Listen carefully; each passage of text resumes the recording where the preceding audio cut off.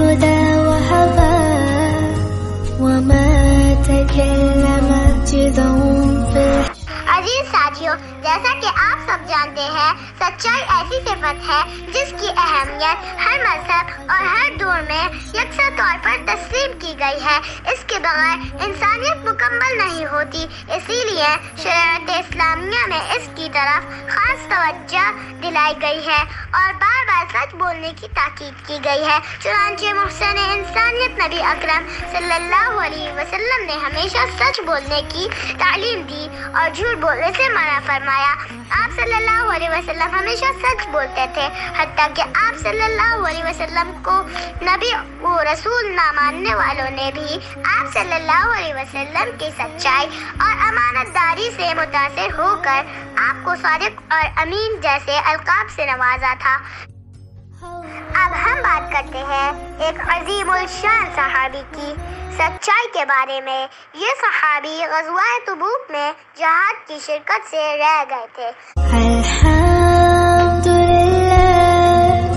حضرت کعب بن مالک رضی اللہ تعالیٰ عنہ کی سچائی کی داستان ہمیشہ میرا دل ہلا دیتی ہے. جب حضرت نبی کریم صلی اللہ علیہ وسلم نے غزوہ تبوک کا اعلان فرمایا تھا، سخت گرمی کا زمانہ تھا، دراز اور جنگلوں کا سفر درپیش تھا. تمام مسلمان رسول اللہ صلی اللہ علیہ وسلم کے ساتھ تیاریوں میں مصروف تھے، لیکن حضرت کعب بن مالک رضی اللہ تعالیٰ عنہ نے فرماتے ہیں کہ وہ پھلوں کے پکنے کا موسم تھا اور میری طبیعت سستی اور آرام طلبی کی طرف مائل ہو گئی تھی اور میں چاہنے کے باوجود تیاری نہ کر سکا. یعنی ان کی نیت میں کھوٹ نہیں تھا، لیکن صرف سستی کی وجہ سے جنگ میں شریک نہ ہو سکے. جب رسول اللہ صلی اللہ علیہ وسلم جنگ سے واپس لوٹے تب تمام منافقین اپنے عذر اور جھوٹے بہانے لے کر رسول اللہ کے پاس پہنچے، جسے اللہ کے نبی قبول بھی فرماتے رہے. حضرت کعب بن مالک بھی رسول اللہ صلی اللہ علیہ وسلم کے سامنے حاضر ہوئے، لیکن باوجود اس کے کہ انہیں بات کرنے کا فن بخوبی آتا تھا، انہوں نے جھوٹ نہیں کہا اور نہ کوئی عذر پیش کیا، بلکہ نہایت اعلیٰ ظرفی اور بہادری سے اپنی غلطی مان لی اور بتا دیا کہ میں صرف اپنی سستی کی وجہ سے جنگ میں شریک نہ ہی کر سکا.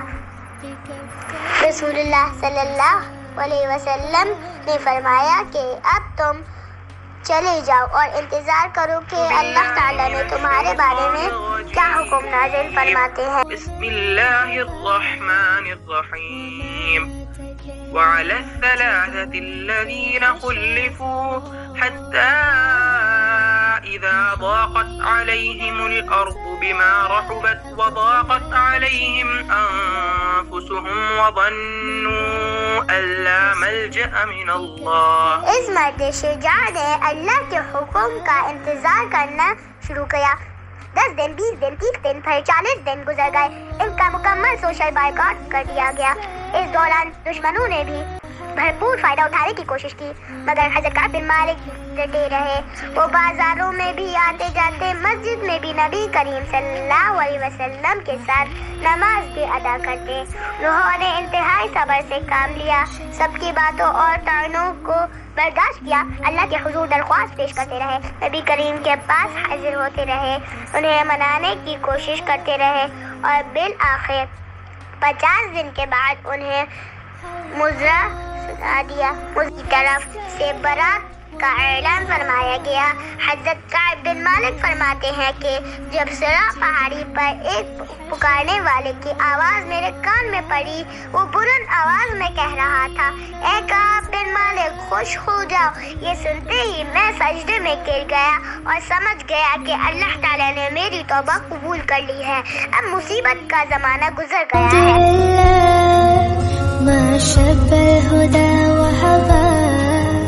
یہ سچائی کی ہی برکتیں ہیں جس کے سبب اللہ تعالیٰ نے انہیں نجات بخشی. حضرت کعب بن مالک رضی اللہ تعالیٰ عنہ یہ بھی فرماتے ہیں کہ میں نے اس واقعہ کے بعد پھر کبھی جھوٹی بات نہیں کی۔ اللہ تعالیٰ سے دعا ہے کہ ہم سب کو بھی سچ بولنے کی توفیق عطا فرمائے، آمین۔ حضرت کعب بن مالک رضی اللہ تعالیٰ عنہ کا یہ واقعہ انتہائی شاندار عملی مثال ہے کہ سچ بولنے کے بعد آپ کتنی ہی تکلیف اٹھائیں مگر اللہ تعالیٰ آپ سے راضی ہو جائے گا، اور پھر ہر تنگی کے ساتھ آسانی ہی آسانی ہے۔ بے شک